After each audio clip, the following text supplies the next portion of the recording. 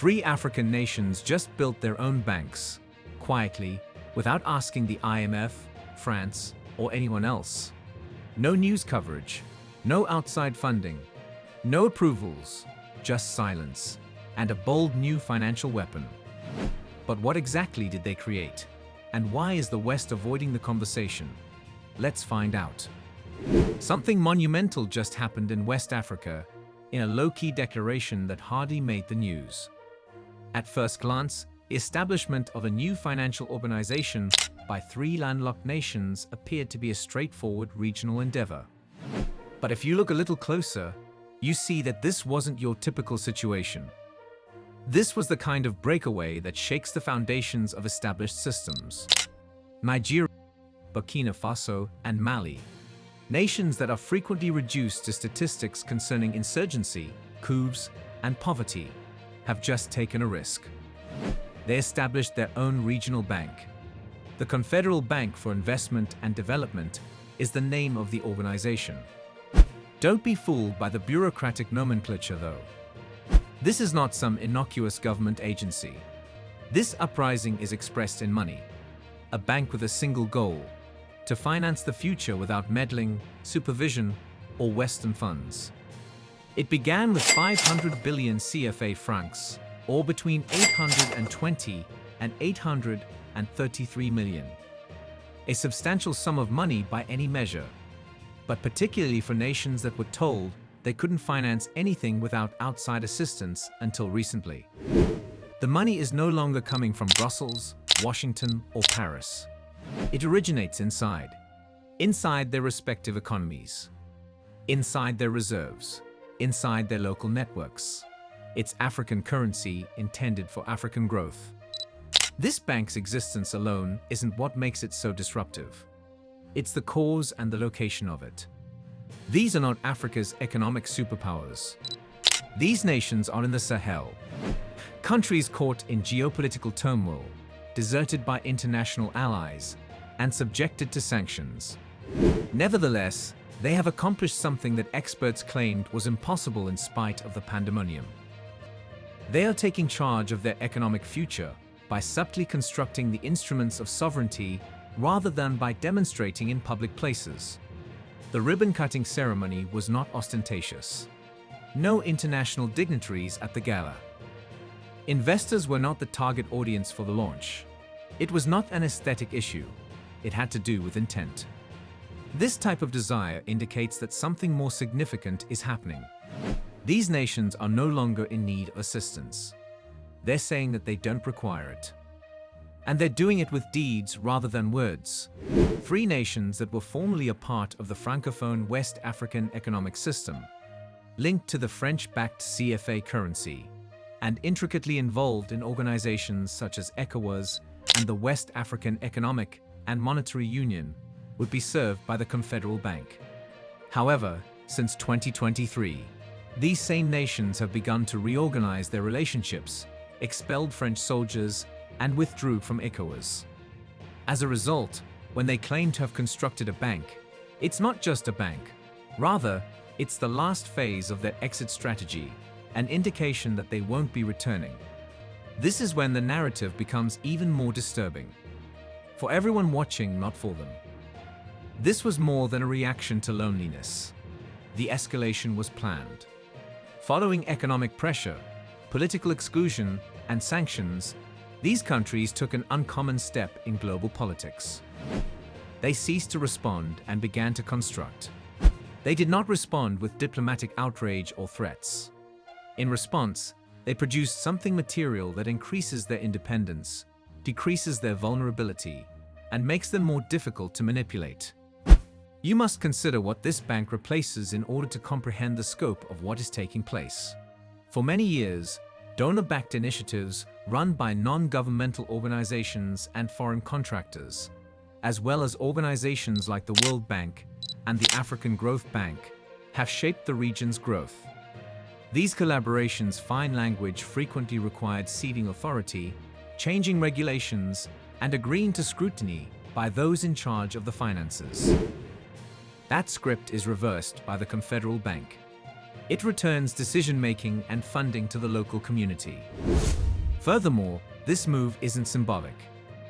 It is designed to finance actual projects, infrastructure, industrial growth, and agriculture, sectoral areas that the IMF is consistently too slow to support and too fast to politicize. You don't have to establish your creditworthiness to a Western economist who has never been to a Sahelian village when you work with this bank. No need to fulfill growth goals formulated in boardrooms abroad. The only prerequisite is that the initiative benefit the local community rather than international investors. The West's lack of response to this action says a lot. There is no media frenzy, no expert committees questioning how this would impact the stability of the region, and no outcry. It seems as though the only remaining tactic is to act as though it never happened. Because recognizing this bank is recognizing something far riskier than a simple financial transaction. It entails recognizing Africa's capacity to develop its own systems. That the three coup nations are capable of planning, coordinating, and taking the lead. Therefore, the Confederate Bank enters the scene quietly and defiantly rather than with much fanfare. It's not ostentatious. It doesn't want to make headlines. However, it is designed to endure, and more significantly, to expand. The question now is, why did they do this? You need to look beyond the numbers to see why Burkina Faso, Mali, and Niger established this bank. Ambition was not the source of this. Exhaustion gave birth to it. Something finally broke after decades of waiting, cooperating, and conforming to development partners' expectations. Not in outrage or protest, but in clarity. These countries didn't decide to establish banks overnight. They came to a conclusion that few others have dared to express. There has always been a rig in the game. The Sahelian people were told for years that foreign help would bring them salvation. Every new government was supposed to shake hands with beaming diplomats who managed the aid flow, pursue reform packages, and demonstrate its allegiance to foreign financiers. It started to happen frequently. A tiresome, embarrassing ritual. Although leaders changed, the regulations remained same. Adhere, borrow, and act as though it's helpful. What did they receive in exchange? Airports that never got going. Roads that didn't lead anywhere. Initiatives that terminated quietly after ribbon cuttings. For the headlines, the appearance of development was sufficient, but not for the people. The reality is that a large portion of this aid was intended to maintain rather than end dependency, something that Western governments and international banks hardly ever acknowledge. They ceded their policy space in return for loans. They gave contracts to foreign companies in return for assistance. They saw their sovereignty erode in the name of cooperation.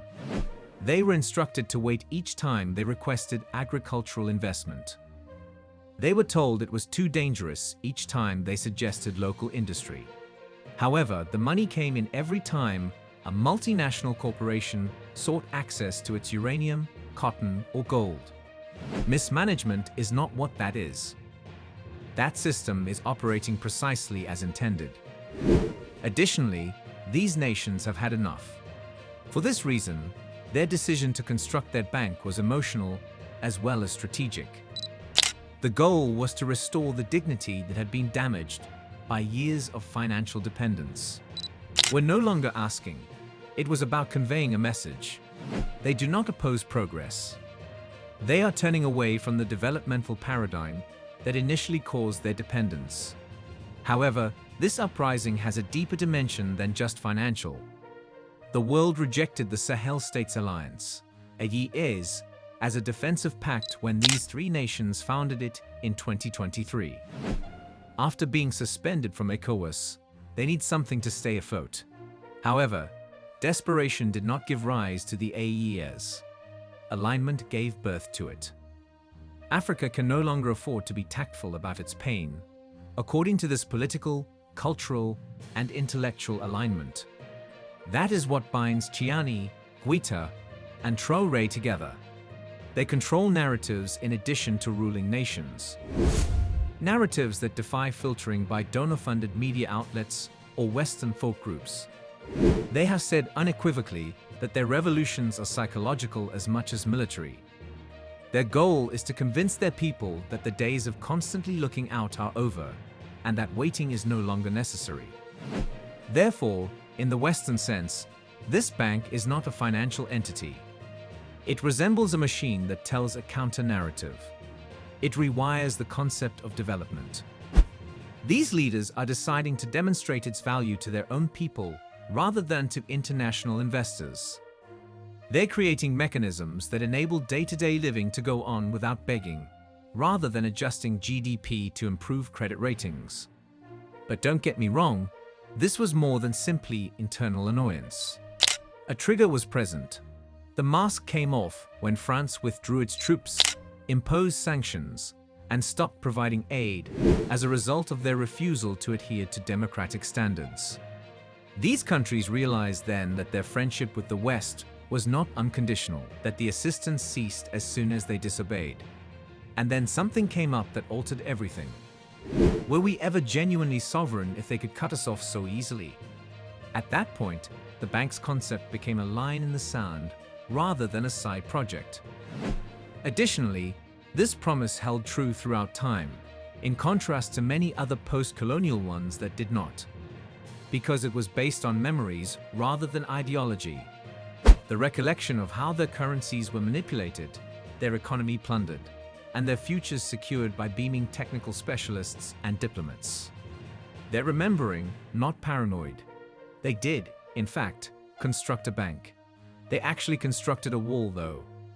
A barrier between their future and those in charge of it in the past. And that wall suddenly appears dangerous from the outside, since it is not to progress or peace, but to the whole system that ensured these countries never had the means to dream without authorization. They stopped dreaming under other people's roofs and constructed the bank. However, what would this bank do in reality? Thus, they constructed it as a guide for the future as much as a rejection of the past. It's hardly a vanity project, though. This is not a revolutionary monument. Money, materials, machinery, and brains are all intended to be moved by the Confederal Bank for investment and development. It's not here to make an impression. It is here to make the necessary repairs that no one else would.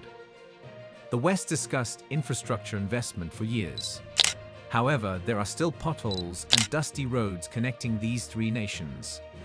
The only thing that changed was the consultants and their findings, even though the World Bank would announce multi-million-dollar railway projects. The Confederal Bank is now filling the void left by broken promises. What's its top priority? Rewiring the bones of the area. We are referring to rail lines that link the uranium hubs in Nigeria with the industries in Mali, and then to the distribution centers in Burkina Faso. Nor to ports for export, nor to Europe, but to one another. For that is the distinction. This has nothing to do with exporting raw commodities to make money abroad. The goal is to create internal networks that support local labor and industry. The only viable routes for many years were those that led resources out of Africa. The goal of the Confederal Bank is to reverse the trend, to connect miners to refiners, farmers to processors, and goods to local markets. It's the liberation logistics. However, steel won't be enough to drive this change. Energy will be the future battlefield. The Confederal Bank is supporting a different future in an area dominated by imported gasoline prices and ravaged by blackouts. Energy grids that are locally maintained, decentralized, and renewable. The strategy? Large-scale solar farm investments, particularly in areas with the highest levels of energy poverty and sunshine. These mega projects are not foreign-built and do not need IMF oversight. Residents of the area are funding these community-powered microgrids. Because schools remain open as long as the lights remain on. Refrigerators are operated by clinics. Local companies no longer rely on diesel. Development suddenly becomes a reality. However, energy is just one component of the chain. The other is food. The Confederal Bank is getting ready to make a significant foray into the food processing and agricultural industries. Through national distribution centers, village-owned companies, and local cooperatives rather than international agribusinesses. In its simplicity, the objective is radical. Eat what they grow and grow what they eat. These nations have depended on imported wheat, rice, and processed commodities for far too long, even though they had more than enough soil to flourish. Why? Because funding for food self-sufficiency was discouraged by the aid system. Importing was usually less expensive, not because the land was unproductive, but rather because local farmers were left with mush eats and droughts while foreign food came with subsidies. That formula is being reversed by the Confederal Bank. Farmers now have access to the full chain: equipment, irrigation, storage, and processing. They now purchase tomato paste in cans from Europe instead of selling tomatoes for pennies. It's not charity. Agricultural sovereignty is this. Additionally, it is being constructed one hamlet, one tool, and one crop at a time. Then there are the heavens. Indeed, colonization has even spread to the skies. International airlines have controlled regional travel in West Africa for many years. It's a cruel joke. It is frequently necessary to travel through Europe in order to fly from one African nation to another. Now, it is different. A regional airline that operates direct flights from Bamako to Niamey to Ouagadougou, free of layovers, visa restrictions, and legacy carrier price gouging, is being established by the Confederal Bank. The goal is to establish an aviation corridor that promotes regional trade, tourism, and education, all of which are vital to regional integration, but have never been profitable to international investors. However, it is more profound. Because movement isn't the only aspect of integration. It has to do with trust. Furthermore, money has never trusted the frontiers of Africa. For this reason, the bank is creating digital platforms and interoperable payment systems that let people and companies send and receive money and carry out cross-border transactions without the need for euros or dollars. No more depending on the French-backed CFA system. No more exorbitant costs for merely sending money to Niger from Mali. Unrestricted by colonial currency systems, the Confederal Bank is paving the way for genuine trade. Let's be clear too. Idealists do not operate this bank. Those who run it are strategists. Every loan, project, and investment will be made with consideration for national interests, long-term return, and risk management. They have observed debt traps. The fine print has been read by them. They have also discovered that free money is typically accompanied by unseen handcuffs. This time, they're establishing the conditions because of this. No, they have no billions, not quite yet. They do, however, have intent. Astute, well-organized, and independently funded. The goal of every dollar invested is to address the kinds of issues that no foreign partner has ever given priority to. Because you drive in various directions while your hands are on the wheel. Catching up to the West is not the goal here. The goal is to construct what the West never meant to provide. You could view financial statements, project budgets, capital reserves, and numbers at the Confederal Bank. But only if you have an economist's mindset. You'll notice that it's not constructed like a bank at all if you take another look. It is constructed like a spine, a network, and a fortress. Because there is a much more ambitious goal hidden under the paperwork and loan programs: unification. For a reason not merely financial gain, about politics, of the policy, of individuals. Development isn't the only factor here. The goal is to bind the three countries to a common future that can never be broken by an outsider. Africa's history has been one of disunity for many years. Created disunity. In order to guarantee one thing, the boundaries, languages, currencies, and even time zones were determined. Fragmentation. Railroads are not shared by nations that share waterways. Foreign languages are traded by nations that speak the same language. It is common for neighbors who ought to work together to be obligated to different donors, to different creditors, and to separate agendas. It wasn't an error, it was a design. One that kept West African countries reliant on one another's vulnerability, as well as on outside funding. That wall is being blown through by the Confederal Bank. Through genuine investment, rather than treaties or talk shops, Burkina Faso, Mali, and Niger are joining their economies and securing their futures together. Concrete fiber optic connections, collaborative ventures, and independent digital systems, not a handshake. This bank lends to more than just nations. It provides funding to a bloc. And that counts, because you are no longer in three vulnerable states after your development plans, energy grids, transportation systems, and food networks are all in alignment. You are a single, well-coordinated unit. The Confederal Bank serves as the financial engine of the Alliance of Sahel States, or AES, which operates on that fundamental tenet. Statements become infrastructure because of it. What makes vision into roads? What transforms the concept of ownness into a reality that exists on shipping manifests, spreadsheets, and the everyday commerce between formerly unfriendly communities? In fact, put the bank aside for a moment if you want to truly grasp the gravity of this situation. Observe what it is substituting.